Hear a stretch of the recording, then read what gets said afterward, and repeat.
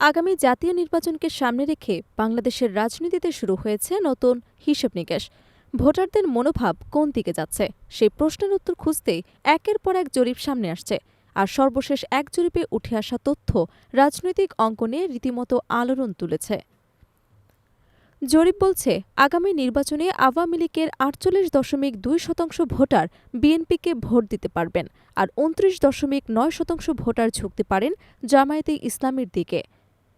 তাহলে কি সত্যি আওয়ামী লীগের ভোটেই সরকার গঠনের দিকে এগোচ্ছে বিএনপি, নাকি শুধু এটি ক্ষণিকের অসন্তোষ বহিঃপ্রকাশ?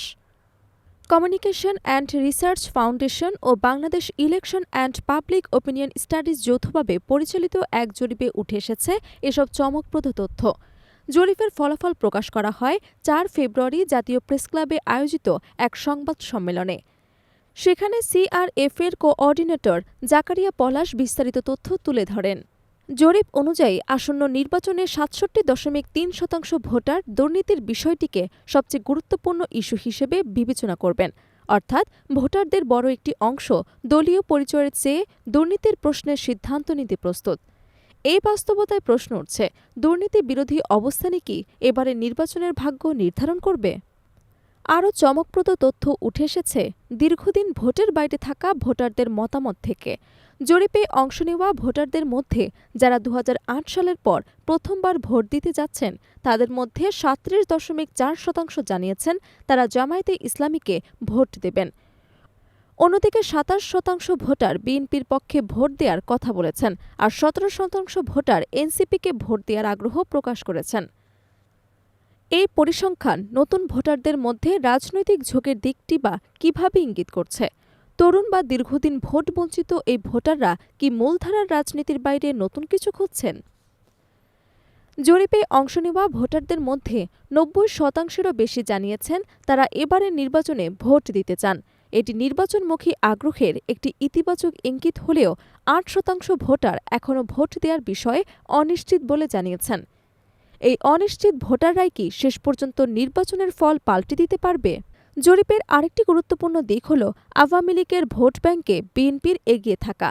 যদিও আওয়ামী লীগ দীর্ঘদিন ধরে দেশের অন্যতম প্রধান রাজনৈতিক শক্তি হিসেবে ক্ষমতায় ছিল, তবে জরিপের ফলাফল ইঙ্গিত দিচ্ছে দলটির একটি বড় অংশের ভোটার এখন বিকল্প খুঁজছেন।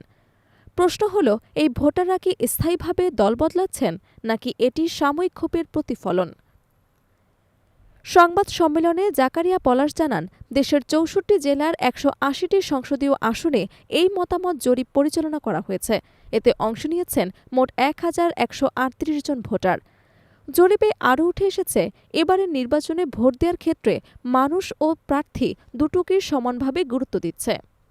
অর্থাৎ শুধু দলীয় প্রতীক নয়, ব্যক্তিগত গ্রহণযোগ্যতা ও স্থানীয় প্রার্থীর ভাবমূর্তিও গুরুত্বপূর্ণ হয়ে উঠেছে। তাহলে কি প্রার্থীর দুর্নীতিমুক্ত ভাবমূর্তি দলীয় পরিচয়ের চেয়ে বড় হয়ে উঠেছে? রাজনৈতিক বিশ্লেষকদের মতে এই জরিপ বাংলাদেশের রাজনীতিতে একটি সম্ভাব্য রূপান্তরের ইঙ্গিত দিচ্ছে। ভোটারদের আচরণে পরিবর্তন, দুর্নীতির ইস্যুকে অগ্রাধিকার এবং দল বদলের প্রবণতা সব মিলিয়ে আগামী নির্বাচন হতে পারে বেশ অনিশ্চিত ও প্রতিদ্বন্দ্বিতাপূর্ণ। তবে জরিপে কি চূড়ান্ত বাস্তবতা, নাকি নির্বাচনে মাঠে নামার পর সমীকরণ বদলে যাবে? আওয়ামী লীগের ভোটাররা শেষ পর্যন্ত কি সত্যি বিএনপির দিকে ঝুঁকবেন, নাকি ভোটের দিন আবার পুরনো অবস্থানে ফিরবেন?